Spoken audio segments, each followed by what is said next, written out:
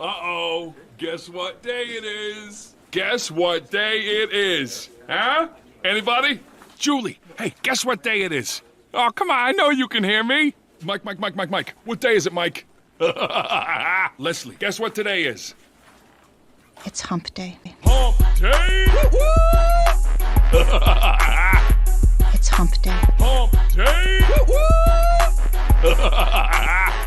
Uh-oh. Mike. What day is it, Mike? Uh-oh. Mike. What day is it, Mike? It's Hump Day. Hump day! It's Hump Day. Hump day!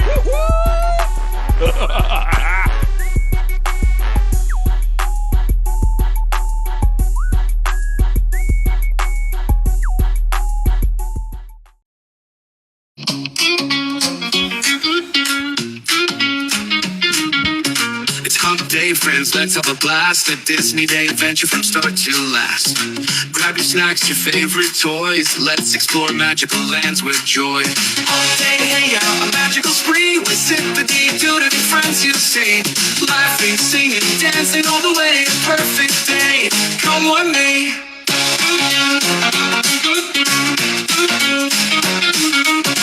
Mickey Mouse and Minnie too, Donald Duck, Goofy and crew. We'll meet them all, shake their hands, explore the lands and see the band. Humpday hangout, a magical spree with Zip-a-Dee-Doodoug and friends you see. Laughing, singing, dancing all the way, a perfect day, come with me.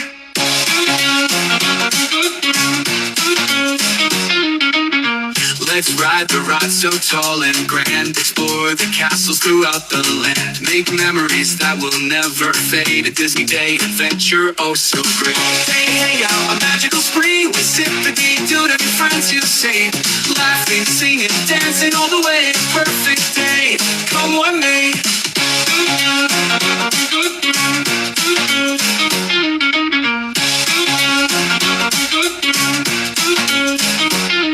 Let's ride the ride so tall and grand. Explore the castles throughout the land. Make memories that will never fade. A Disney Day adventure, oh so great. Humpday hangout, a magical spree with Zip-a-Dee-Doodoug and friends you see. Laughing, singing, dancing all the way. Perfect day, come with me.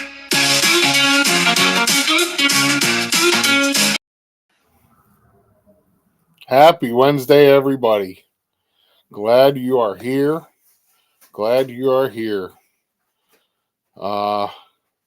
It's cold out. That's all I know. And me and Dave were just talking. I'm not ready for winter. Neither is he. But anyway, we move on. So I missed coffee talk this morning. I had a meeting. I would much rather would have had coffee talk. But folks, make sure you check out my partner channels. We got the Pete McDevitt Show, who is going to be live shortly. He's doing a basketball game tonight. We have Tina Marie's Place. Tina had a good stream this morning for AM Antics. Yes, she did a great job. Always love seeing Tina on stream. So check out Tina Marie's Place. And also Parks with the Pridgens. They are live right now from Epcot. But thank you guys for being here with me. I appreciate it. A lot of people streaming tonight. And I know, but it's great you guys are being here. So let me welcome in the chat real quick. Holy moly. Scrolling. Oh my goodness. I am way behind. My goodness, this is going to take me forever. Jennifer Caruso, hello. I know you're out to dinner, hon. Enjoy dinner. Fred O'Malley, hello. Chris Curtis family, what's up, Chris? Dave Stragand's here. I hope so. Plymouth Rock, welcome in. Chris Curtis family, throwing out all the emojis.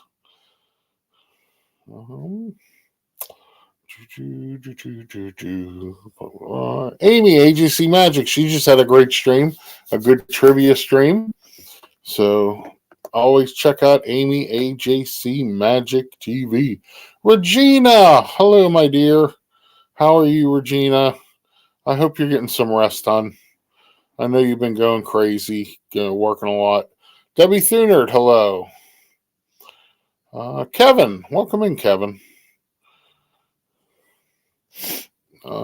Kenneth H, what's going on, bud? I heard the theme tonight is Doug Tub. No, I will not be in a tub. Tina Marie, hello. Dina Turkey Legster, what's going on, Dean? Gloria Thibodeau, hello. I think I'm catching up, maybe. Anne Marie, hello, my dear. What's going on? If I missed anybody, I apologize. I'm still working through it. I'm almost to the bottom.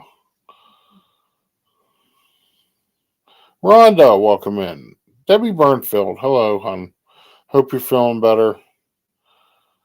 I miss you.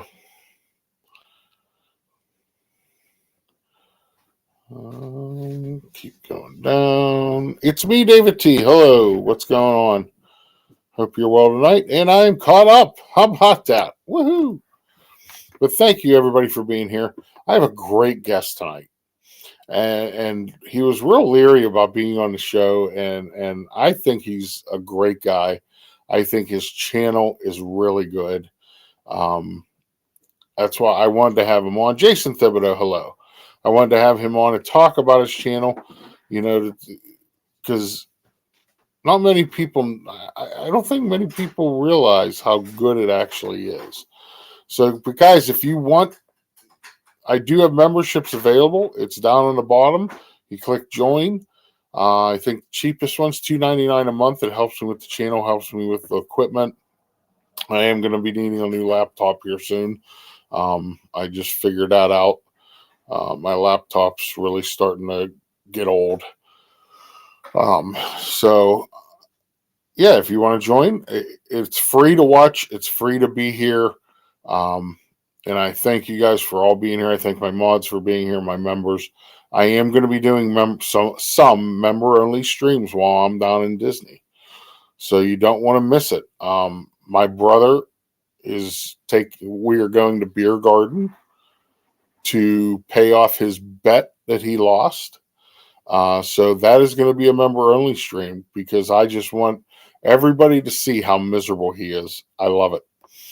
So let me bring our guest in. Welcome in, Dave Stragand. Stragand. Getting closer every day. I'm getting close. All right, well, here. We'll give this. People applauding like crazy. Steve must do the chicken dance. Listen, I am trying.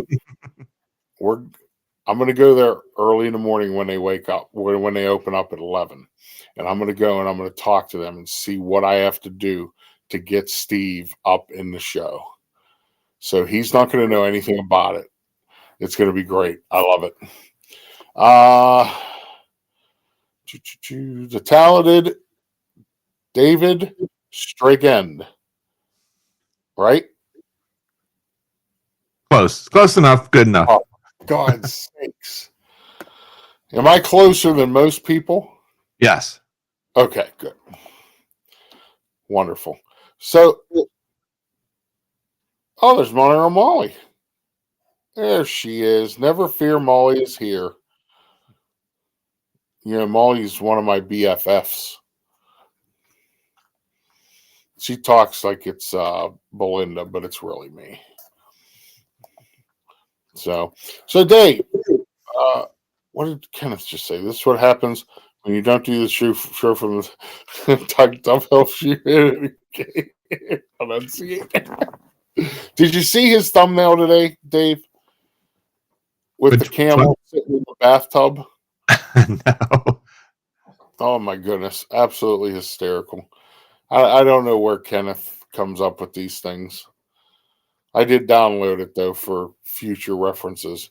So let's talk about your channel. How long have you had your channel? I think 2006. Oh wow. So it's pretty old now at this point. Okay.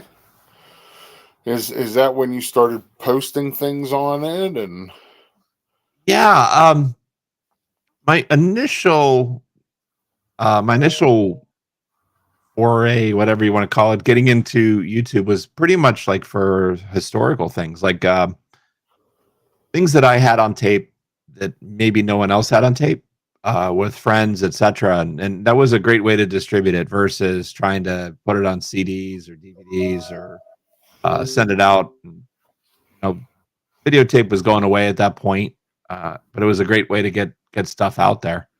And I yeah, put a lot of things up back then, and not a lot for a while.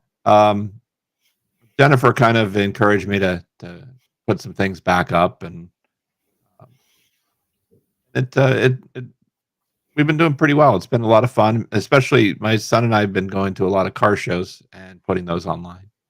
yeah. I love the car shows. I love all the old cars, and you get to show some new ones also. I tell you that new Corvette. I love the new Corvettes. I just think they are the wildest looking things. So Big change.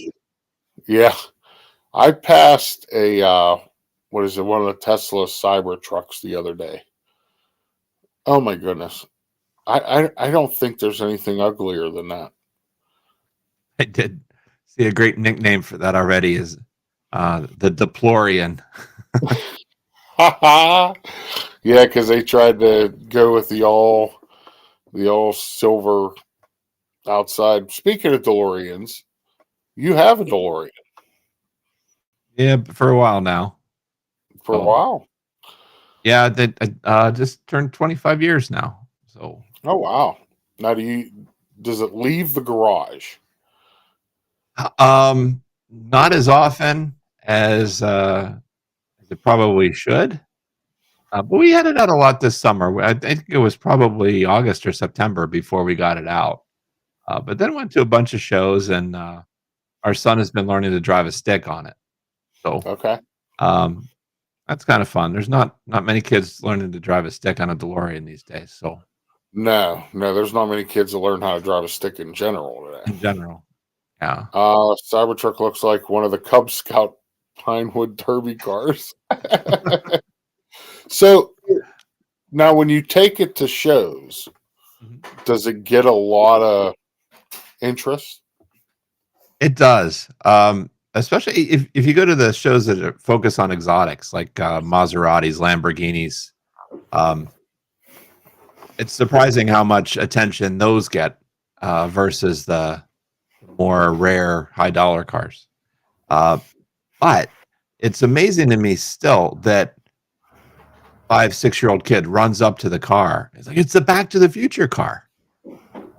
Yeah, It's Back to the Future. That's 40 years ago. And they know the movie. yeah, I mean, there's a tremendous staying power with that. And just, it's fun. It just lights up people's day to just be able to go and get a picture and, sit down and get a picture with it. And, um, it's a lot of fun. And it's one of those cars you don't see often. I think almost everybody recognizes it. But oh yeah. 'Cause you don't run across it often. do you know how many are out in circulation?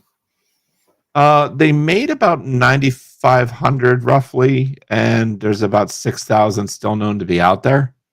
Oh, Um, really? That many? yeah, and the number that were damaged or parted out or something like that is probably smaller, but there's a lot of people bought them and stuck them in the back of their garage as an investment, and they've just been sitting. Okay. They still tons of them pop up. With a couple hundred miles on them. There's just one last year that popped up with like 200 miles on it. Yeah. Welcome in, Mike Maple Bacon. So I know you told me about this, but tell everybody what you have in the car. Oh, the flux capacitor? Yeah. That's everyone's number one question. It's probably 90% of people will ask, "Where's the flux capacitor?" So I do have it's a USB charger. It's about the size of a pack of Tic Tacs. Yeah. It lights up and plugs in the cigarette lighter and, does its fluxing. But That's you leave great. that on at shows and people get a kick out of that. They do make like the full scale props, and you can get everything to completely convert a car to what they refer to as a time car. But it's a lot. It's probably at least the cost of the car on top of the car to get all the props. I'm sure it is. But I think you like it just the way it is, don't you? Yeah, it's fun. People recognize it either way. It doesn't have to be as tricked out with all the movie equipment for people to still enjoy it. Yeah, I mean, listen, I mean, the movie, I saw it the first time in the movie, but I was always intrigued with the car itself because I thought it was the coolest thing I ever saw. I love how the doors open up sideways, and just the sheer look of it, I loved, so I agree with you. I like keeping it the same, keeping it the original. I saw the movie. I always enjoyed them before that, and I was fortunate where I grew up in Wexford here. The neighbor about 3 doors up had a DeLorean, and I got to see that. And that, of all things, was his winter car. He drove that when the weather was bad, and had another. It was an older car that was for nice weather. Yeah, but I saw the movie early. There was an original thing. They had Universal Studios called the Universal Moviegoers Club, and you used to send them a letter and sign up, and they would send you like once a month or every other month. They'd send you a little flyer in the mail with a ticket, just a flyer to admit you and a guest to go see a new movie that would be coming out. And so they had one that, called Back to the Future, and, looking at it, I'm like, oh, it's got Alex P. Keaton from Family Ties. So yeah, we'll check that out. And I was just blown away. This was 3 months before the movie came out, so you start running on about how great the movie was, and there's a bolt of lightning and 1.21 gigawatts. But you had to wait to see it again. You didn't have Netflix. You didn't have even on VHS, and back in those days too, you buying a movie could be $50 to $80 for a movie on VHS. So you didn't get them too often, but it was really neat to see it hit the big screen. And my neighbor, I told him all about it next day, and he, I don't think quite understood, the whole thing about it, but by the next summer, he sold the car because he said, I couldn't stand it anymore. Everywhere I went, everybody was calling me McFly. That's funny. That's funny. So Pete's comment, Dave is a great guy. Glad he's in our community, watching in a Speedo, because Caruso says Ron watches this way. Gotta go, Ninja.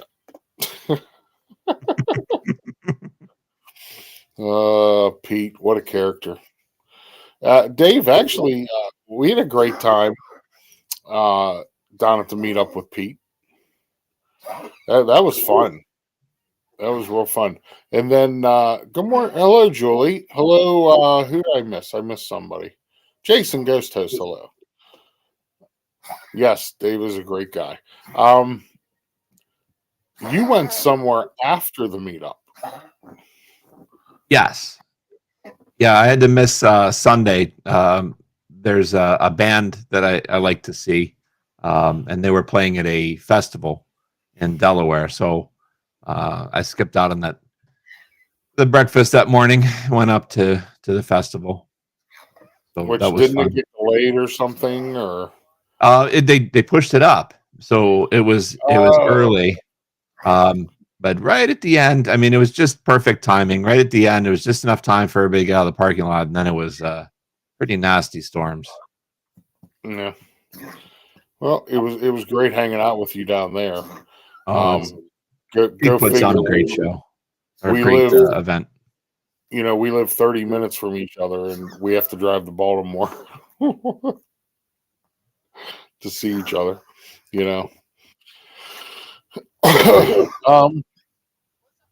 So let's talk about your channel a little more. You talked about car shows. I noticed you went to the big one in Hershey, didn't you?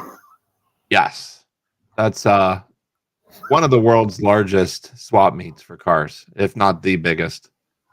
There's 9,000 vendors. Oh wow! It's walking the rows. If you were to go up one row down the other, it's 42 miles. Oh my goodness! So That's more than walking all Disney. I get my steps in, so that's good. No But kidding. yeah, it's amazingly large. And then the car show they have is like no other that you see other places. I mean, there's cars from the 1800s. You can walk past Duesenbergs, Rolls Royces, cars that you've never even heard of that existed. Go past a Tucker. I've never seen a Rolls Royce or a Maserati. Those are two cars that I've never seen in person. You don't happen to have one of them, do you? I don't have a Maserati or no, or a. My voice in here saying hi. Okay. I did meet Eddie Maserati. Okay. Down at Disney Springs one night. Oh, okay. He is part of the Maserati family. And he just lives down there and just lives off the family money. So he's a hoot, though. My plan, but I don't have that family money. But yeah, yeah, it would be nice. Think of how much money they have. Oh, crazy. Ron doesn't have either of it. No, Ron doesn't. It's funny. Ron drives, I think, a Hyundai and a Kia. I think, and I think he has. Do they have the Cadillac up here? I think they have the Cadillac up here. So they have cars everywhere they go. Like they stage cars everywhere. So it's like, yeah, whenever anybody comes up here, there's a car, they have here, and which is smart. I mean, everything's paid off. Why sell it and get rid of it when you would have to rent a car here anyway? But he drives a Kia. Okay, that's what I thought. Yeah. I forget what else. I know she had a Volkswagen SUV. She didn't like it. She always complained about that car. Does Dave have a dream car? Interesting. Question. But my family would probably kill me for even admitting this. I'd like to get a minivan.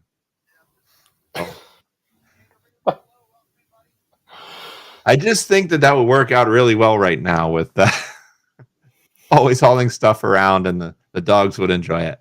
But no, there's so many out there. If there was one car that you could ever get, no matter what the cost, if you had to pick of one car, what would it be?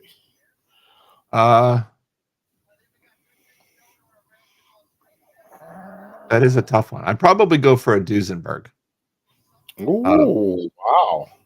Very luxurious 1930s, incredibly long and ornate. German, correct? American. They were Oh, they were the ones that made Cadillacs look like a Kia. So okay.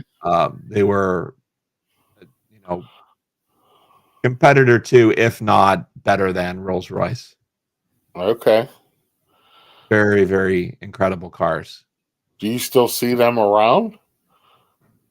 Very rarely. Out in Indiana, though, there's the Auburn Cord Duesenberg Museum, and if you're ever passing out that way, I believe it's off of 80.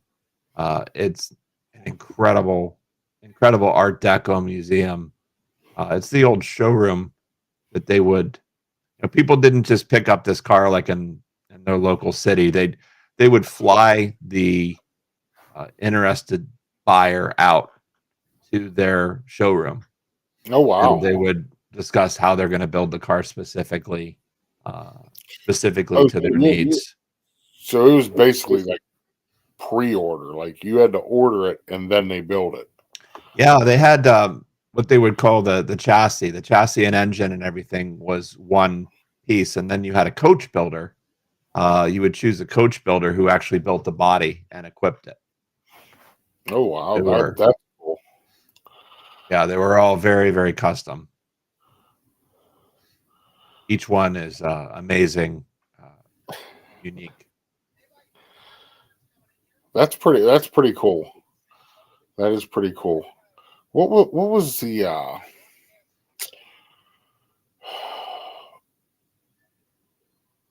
Studebaker? What was that car? Who made that? Was that made in America? That was their own brand, and they're actually not far from the Auburn Cord Duesenberg Museum. They were made in South Bend, Indiana, right near Notre Dame. Oh, okay. Wow, that's cool. That's really cool. And that's the thing. So many cool things were built in this country. That a lot of people don't know. Did you watch the history show about Henry Ford? I saw the Cars That Built America one. I'm not sure if that was specifically the same one. That might be where they started building planes at one time. I thought that was strange. I never knew that. All they really taught us in school about Henry Ford is, they were the first ones to invent an assembly line. That's all they really taught us about history. They didn't tell us he started building planes, and I guess that didn't go so well. Well, they turned around during World War II when the need arose to build tanks, jeeps, boats, planes. They looked at it and go, "Yep, we can figure this out. We'll make it work." Mm-hmm. And they needed, like Chrysler, they needed a tank engine. That's huge.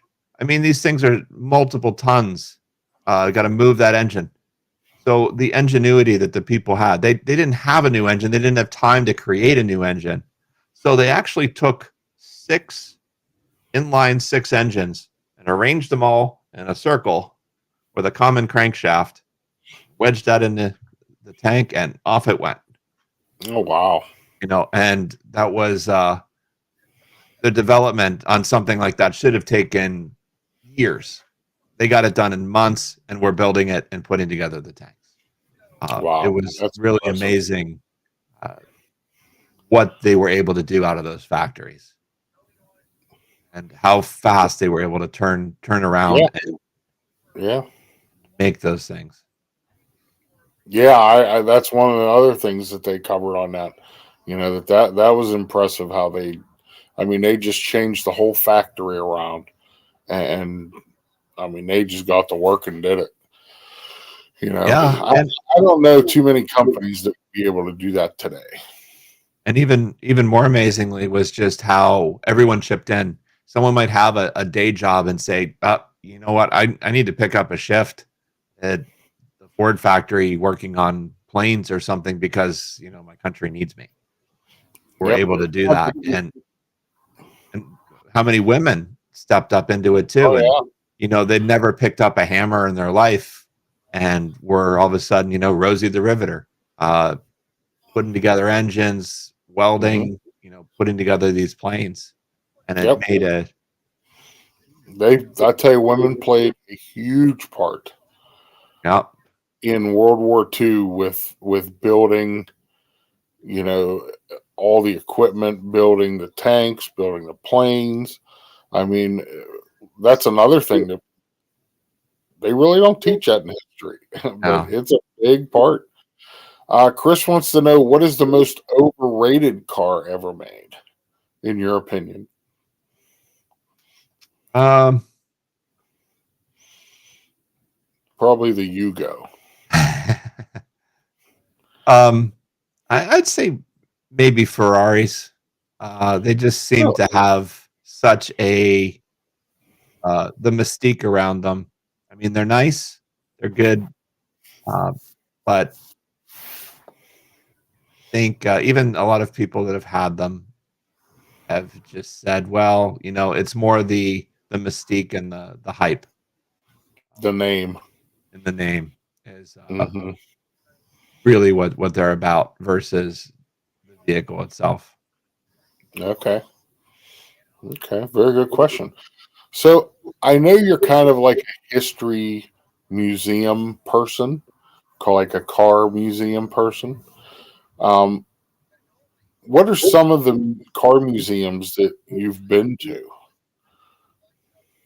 Let's see. We've been to the Auburn Cord Duesenberg Museum, the Studebaker Museum, the National Auto and Truck Museum, early Ford V8 Museum, one specifically around an engine. There's actually an early Ford V8 museum. Yep. Or flathead Fords. Another interesting one was the National RV and Manufactured Home Museum. Had a lot of interesting things in there. Yeah, where's that at? Also in Indiana. Boy, Indiana's the place, ain't it? Yeah, there were a lot of car companies in Indiana. I think Jeep still has a big a presence out there. Julie says, "What about the AMC Gremlins?" Okay, that's why she poked her head in here. The Gremlin is a wonderful car, actually. It gets a lot. People of our age, they just know they get laughed at or whatever. But it's interesting because a kid today sees it and you say, "Oh, that's such a funny looking car," and they look at it and go, "The hatchback." It doesn't look anything unusual. But if you grew up in the 70s, there were no hatchbacks. That car that was just cut off on the back stood out. So they were very unusual. I think Belinda had a Gremlin. I think that was her first car. Well, yeah, I think her first car was a Gremlin. Well, my wife and I had one thing, the odd thing that we had in common was when we used to go on trips, we would count gremlins. There used to be that many of them on the road that you can go out and count them. But she picked up a 77 Gremlin X. It's got to be 20 years ago now. I think 18,000 miles on it, so it's hardly even broken in. But it's a fun little car and surprisingly quick.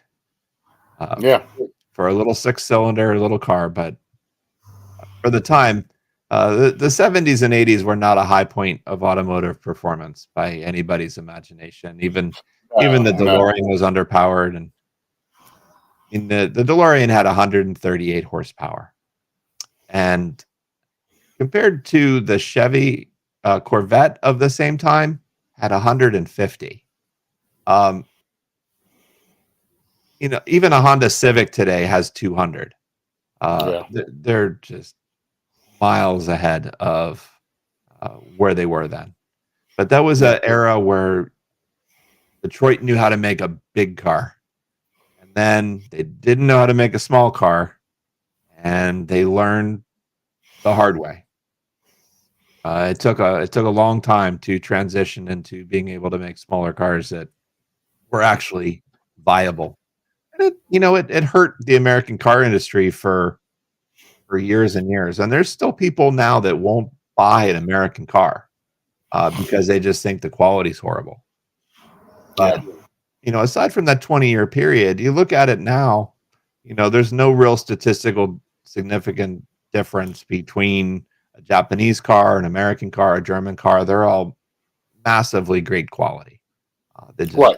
Oh, I agree with that. I think the biggest difference is like all these companies like Hyundai and Kia, they offer a lot better of a warranty than most of your American main manufacturers. And I think that's a big part of it. People want to feel that security of having a better warranty that if something happens to it, it's covered. As far as I know, Chevy and GM still only offer 3-year, $36,000. Oh, somewhere in there, I think, yeah. And then you got to buy the extended warranty, But most of the other ones, like they offer a 5-year, bumper to bumper, 10-year powertrain. It's like, I always said that American car makers need to start matching that warranty. And I think you would have a lot more people buying Chevys, Fords, Buicks. We bought a Buick last year. It's our first Buick. And let me tell you, it is amazing. I love this car. It is the most comfortable riding car I've ever owned. I guess because I always called it old people cars, Buicks. So I guess I'm old. Well, they were considered a baby Cadillac, so they're nice. You know what the dealer told me, the salesman, and I don't know if this is true. He said they throw all the new technology on the Cadillacs.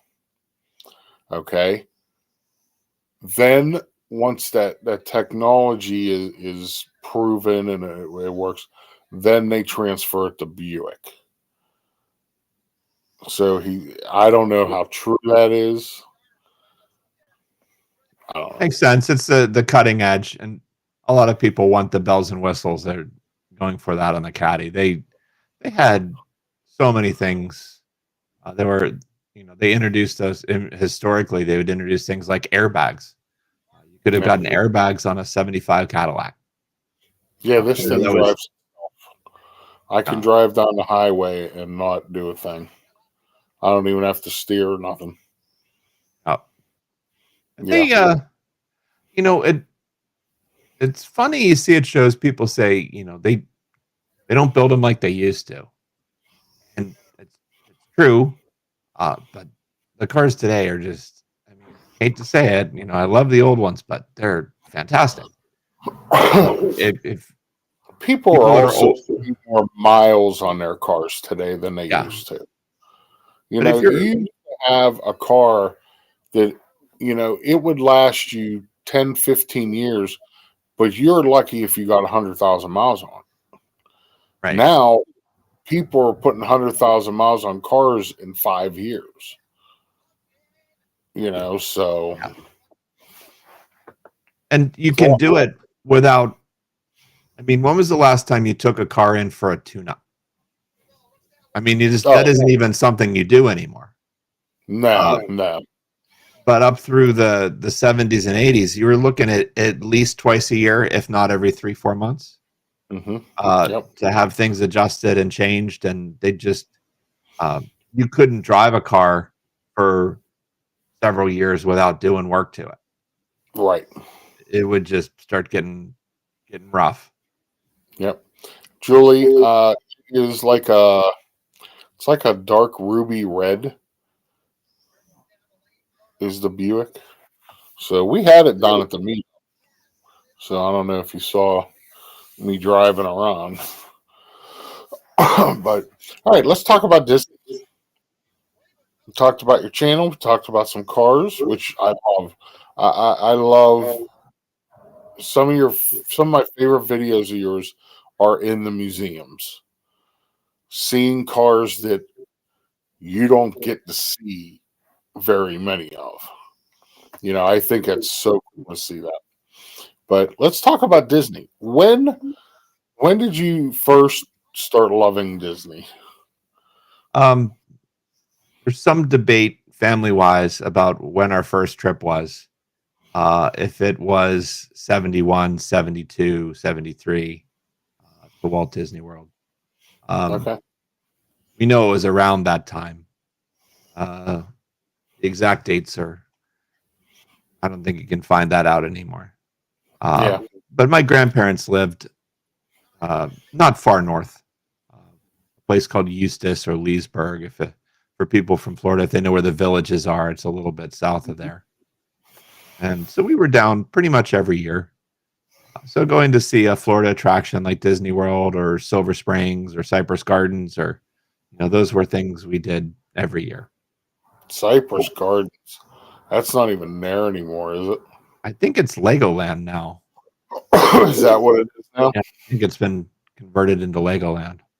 Cypress Gardens was the first theme park in Florida. They are considered that was the first original theme park in all of Florida. So I just learned that the other day. I thought it was pretty cool. So you've been going to Disney World for a long time.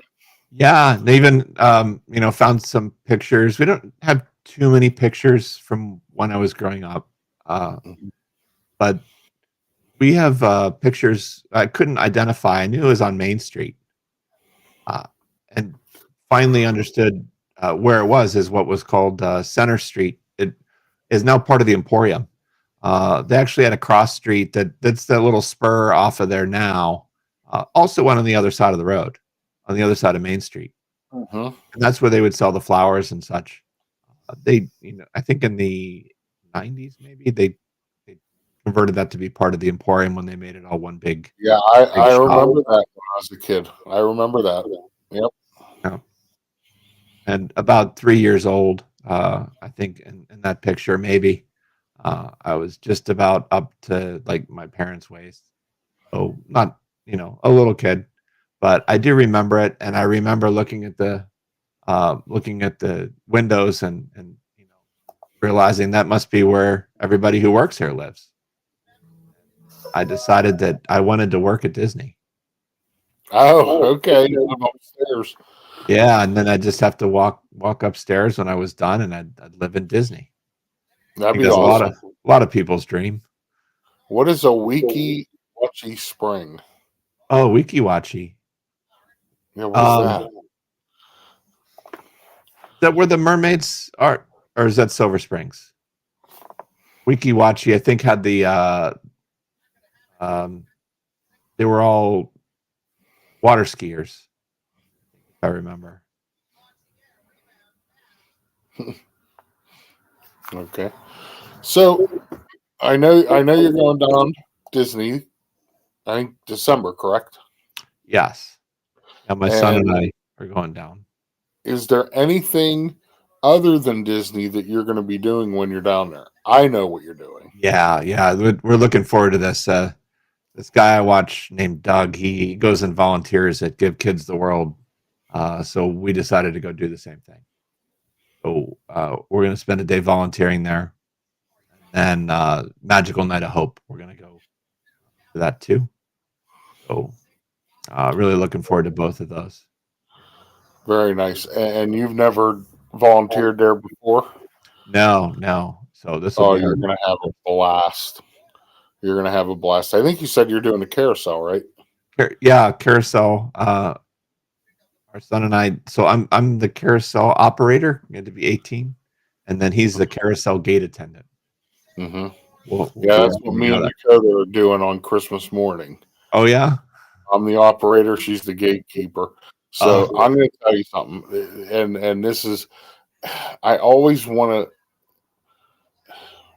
to just do a little bit of video and take pictures of these kids to show how excited they are. But then I sit there and think, no, this is their moment. This isn't my moment, But it is one of the coolest experiences, and we always do it Christmas morning.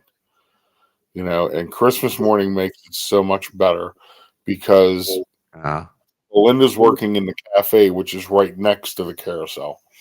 So they'll have breakfast in there, and they'll have Santa come in, and last year they had Mickey and Minnie come. So Mickey and Minnie were there with the kids during breakfast, and so they all have fun in there. And then they all come out, and then they want to get a ride in the carousel.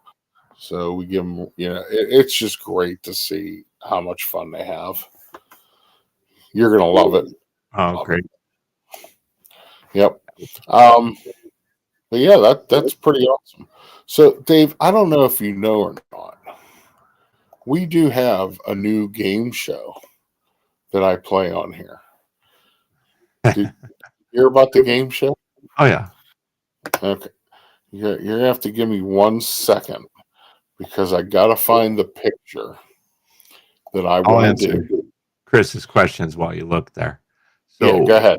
A car like the Jetsons, one that'll fly, I think would just be an incredible amount of carnage, and people can't handle 2 dimensions, let alone 3. So I don't know about that, but a car that folds up into a briefcase, that would be ideal. And my favorite park is Epcot. So, and I don't know if you're ready or not, but I mean, the Epcot that I first went to is the world that I now live in. Touch screens, video communications, talking around the world, being able to see this stuff, computers in the home. I live in Epcot. Mm-hmm. What Epcot was 40 years ago is daily life now. Yeah, and that's what upsets me the most about Epcot right now is where's that at now? It's nowhere. Yeah. They made Communicore Hall. It might have been used instead of a glorified warehouse. Yeah. Nice warehouse, but it's a warehouse. Where's the future technology? I mean, I would expect to see robots walking around Epcot. I would expect to see all kind of, where are we going? And that was always what Epcot was supposed to be, is where are we going to? And it seems like all it is now is where we are now. These are the countries. This is what we do. There's no innovation. So I'm hoping when they do Test Track, they add something pretty cool in Test Track. It's, if there's a new technology, everyone in the world can know about it instantly over the internet. Right. And that's a hard thing. But one of the best parts of that was old Epcot was not just seeing that there was a new technology, but you got hands-on with it. You were able to sit down at a computer. You were able to design things with a light pen. Whatever these things were, if the new technologies of today could be brought there to be hands-on, that would be great. Yep. I totally agree. But all right, so you're familiar with the game. So, folks, basically what we do is I show a picture of where in the world is Scallywag Steve sleeping. And you guys in the chat, you can guess. And Dave could either guess on his own or he can look at the chat and see which one he thinks. If he gets it right, I give him 100 Disardream points out of my own point collection. So that's good enough for a hug from Jeff. So I'm sure you'll see him at Night of Hope. So you can collect a hug if you get it right. So, all right. So let's play. Where in the world is Scallywag Steve sleeping?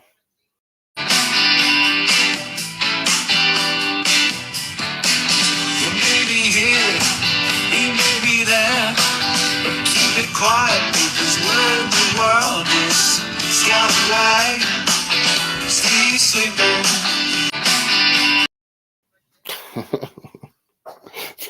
That intro took me like 5 minutes to do one day. I was playing around and I was like, okay, I have the pictures. I said I need a song, so I just went on this.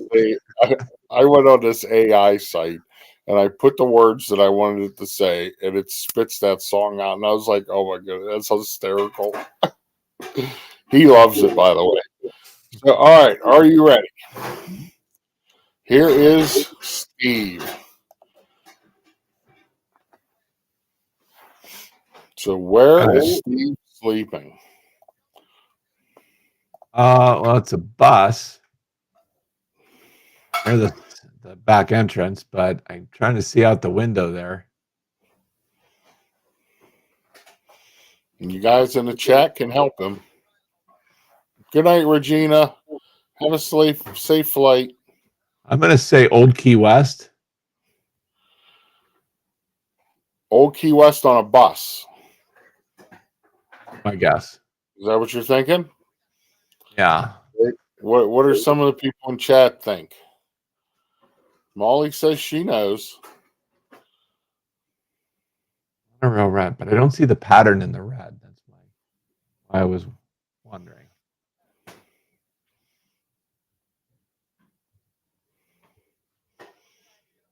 Montreal. Montreal. I don't think Steve's ever been to Montreal. Is that a bus or a monorail? I don't know.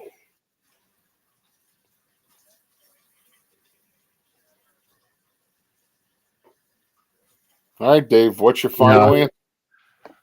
I'm going to say a bus. You're going to say a bus. Yeah.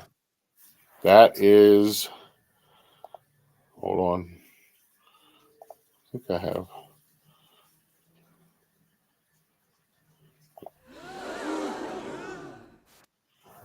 That is wrong.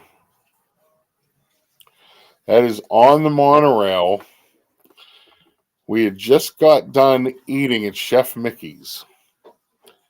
And we got on the monorail and he was sleeping before we got to the Polynesian. I should have trusted the woman with monorail in her name. Sorry, Molly. I should have went with your answer. Pete says, I'm a bit tied up. Who's tied you up, Pete? Now somebody tied Pete up. I just tuned in. Skeller said, look, he looks rough. Yeah, he looks rough. I'm telling you. So when you leave Contemporary, you stop at the TTC, and then you get to the Poly. I'm telling you, in that short amount of time, he had fallen asleep. And it was hysterical because I'm sitting across from him. There's a family to my right. And they're looking at him. And they're like, he's not moving. And so I notice all this is going on. So I turned to the mom and I said, it's okay. I can hear him snoring, so I know he's alive. They busted out laughing. And he's out. Completely out. Yeah. So we pull in at the Magic Kingdom. I had to go over and kick him in the foot. I'm like, Steve, we're here. Get up. He is something special, I'm telling you. He didn't get it right. Now Dave has to give you a ride on the DeLorean. Listen, I probably wouldn't even fit in a DeLorean. Those are not. They're not cars built for oversized men. And the older I get, the harder it is to get into. Yeah. So what's easier to get into, a Corvette or the DeLorean? Corvette. Is it really? Yeah. There's a certain way you open the door and you face your butt towards the car and go in that way and then swing your legs in. Is that because the door goes up? Yeah, but it's also tight to get in, and like a lot of British cars of the time, I can't drive it with my shoes on. The space between the gas pedal and the brake pedal is too small. Oh, really? So, if you have any kind of larger feet, I just get used to at least taking off my right shoe to get in there. But when you're sitting in it, it's about the same height off the ground as you would be if you were sitting on a milk crate on the ground. Oh, wow. Very, very low. Hello, Paul Engel, welcome in. Speaking of small cars, Chris says, my first car was a Pontiac Fiero. Yeah, there's a lot of similarities when you look at them between the Fiero and the DeLorean. Actually, when I first brought it home, it was all disassembled, like 100% disassembled, and the body shell. All my neighbors thought that I had a Fiero. It was almost the exact same shape with the body shell underneath the stainless. But so you built that car? Yeah, it was pretty torn apart. I mean, wow. Everything. The only thing that wasn't taken apart, I think, was the pedal box. But even like the radio was partially disassembled. The alternator was disassembled. It was. Somebody stole the flux capacitor. Yeah, but it was still kind of a mystery. We have a couple guesses why he took it all apart, but it was like a big model kit. And in the era 99, 2000, didn't have digital cameras. In fact, I remember trying to find a picture of a DeLorean engine on the internet, and there was no such picture. And any pictures I took to put on my website, I had to get developed and then scan them. They were 35 millimeter. I got to use an original Apple camera that I would borrow from work to take pictures that went onto a floppy disk. Oh. That helped. But it was a very different era. So getting kind of help, there was a lot of people could answer questions. People started to find each other on the internet, just like the Disney community or whichever. That people that had certain cars would find each other, and through the means of mailing lists, everything becomes but you had to pretty much describe everything that you were looking to answer and challenge themselves to the description. Okay, now at 3:00 from that of that part, look for this other thing that's red behind another. I mean, a picture's worth 1,000 words, and yeah, we definitely did more than thousands to try to help each other out back then. Think of how easy it would be today. Yeah. I mean, now it's just video, and I mean, I help people out, and people help me out. We just FaceTime, nice. And it's you can jump right in there. And I've actually, I had a guy tune and diagnose and tune my 2008 Dodge Magnum remotely from Canada over the internet. I hooked up the computer to the car. He was able to log into the computer and just go and fix it. So it's pretty amazing way that Chris wants to know: will you ever own a battery car? I've had several, and I like them, and the little remote control, and you can race them around the kitchen. No, so No, I think yeah, he means like a Tesla or hey, I'm Lisa and Joey. we did rent one when we went to Disney actually a couple times back. And even being around Disney, there were not as many supercharger stations around as we always had to go south down by Celebration to get a charger when we needed to go north uh, to charge it up, or the next spaces were all not the way we were going, or we'd have to go 40 minutes past where we needed to go to charge it. Mm-hmm. That infrastructure is not there. I just think I agree. I think electric right now is the 8-track era of automobiles. It's something that's in the middle here, but my gut feeling is hydrogen is going to be the winning answer at some point. Well, I mean, yeah, and the problem with electric is, and this is the problem California is having. They want everybody to go electric, but their power grids can't handle it. That right after California announced that they were going to be banning electric car sales coming up, there was an interview with Elon Musk, and to paraphrase him, they asked if he was happy, and he said, "Absolutely, I'll sell an electric car to everybody in America, but it won't have a battery, and there's just not enough lithium and not enough battery capacity to be able to do that." He said, "But even if you did have a battery, it doesn't matter because you wouldn't be able to charge it." Right? The infrastructure for an all-electric fleet in America is not there. No. The power it takes to to charge your car at a decent rate, like a supercharger, is most of what a suburban street needs for every house on it. We don't have the infrastructure to get the power to the neighborhoods or to generate it. And I think the last power plant built in America was 30 or 40 years ago. And you think of how many things are electric since then. Yeah. And that's what a lot of, some people, some politicians are talking about that, we need, and that would only create American jobs, building these new power plants, because look how old, like you just said, the last one was built 30, 40 years ago, but how many are around?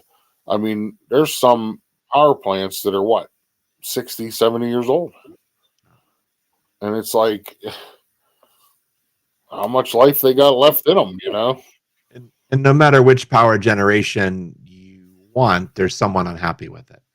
Can't dam a river for hydroelectric because impact on the environment. You can't do tidal. You can't do solar because of the rare minerals. You can't do wind because it bothers the landscape and it kills birds. And you can't do nuclear because of the waste. No coal, no natural gas.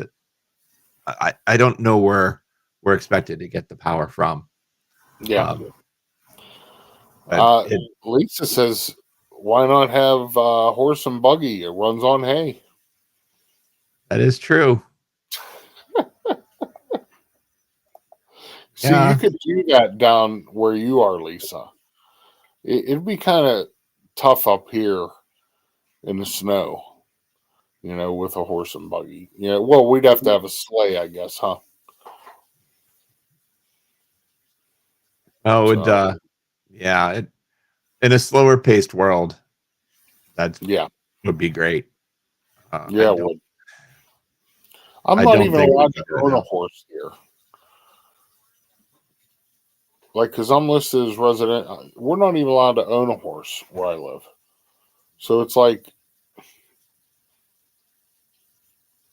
I have a daughter. Why can't I have a horse?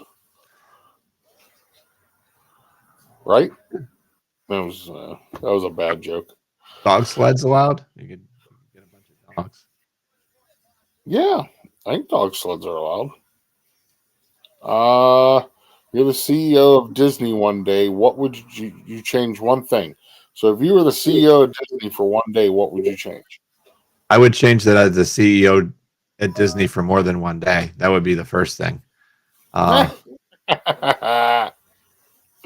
Nice. I'm not a Bob Iger fan these days. No, neither am I. But I if I never wasn't thought- allowed, if I wasn't allowed to change that, the answer would be pretty clear. And it's not just Disney. Is I would say get all corporations out of politics. I don't want to have to decide whether I'm going to go somewhere, shop somewhere, or whatever, based on the political views of a company. It's just ridiculous. It's not fair to the stockholders. It's not fair. Businesses should be focused on their business, not on trying to make a particular social change one way or another. Yep. I mean, even it doesn't matter what it is or which side of the aisle you're on. You should not be, that's a separate battle that you take on your own. But it should not be at the company you work at, the company you patronize. It needs to be knocked out. Yeah, I totally agree, and I think a big part of that is some of these celebrities that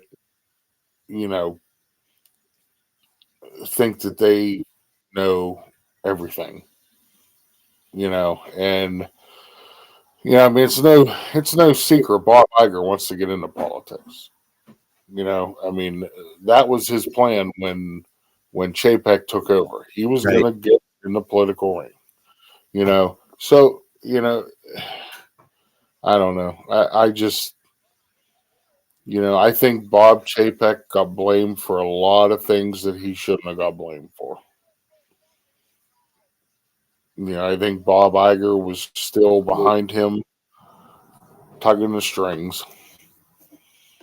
So that's just my opinion. But anyway, you have any final thoughts for tonight, Dave? Anything exciting coming up, or Looking forward to a couple trips here. We're going to be taking a kind of high speed trip. Fly out west. My son's looking at an old car to go look at that and try to get that all done in a short period of time, and then you better turn around watch? and- They might be getting snow already in Washington. yeah. And I have that's family in Spokane, and I think my aunt said that they already had like first dusting because they live real close to Mount Spokane, so they can see, and they're like, "Oh, there's snow already up at the top." yeah. It's about as far away from Pittsburgh as you can get. I mean, it's on an island, and the far northeast corner, it's you pick up a rock and you can throw it into Canada. Oh wow! It's all the way as far away as you can get. So, but it should be fun. I wish you a safe trip, and I'll see you in the chats. Dave is also a great moderator. He moderates for me. He moderates for other channels. He is a fantastic moderator. So, folks, make sure you go and check out Dave Stragand.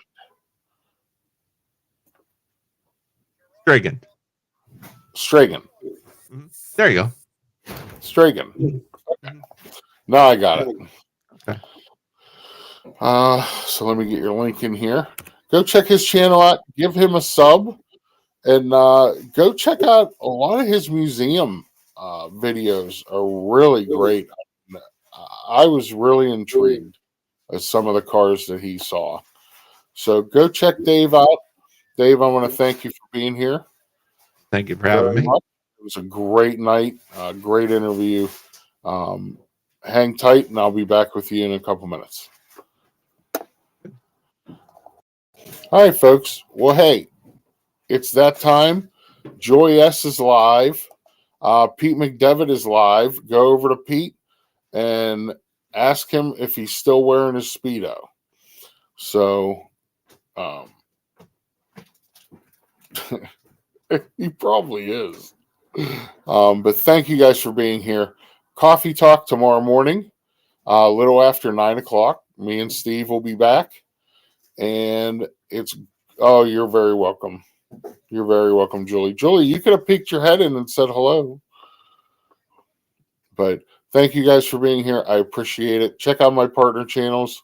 Pete McDevitt Show, Tina Marie's Place, Parks of the Pridgens. Parks of the Pridgens is still live also, so you can go over to them too. And as always, folks, go out, do something kind for somebody. Shine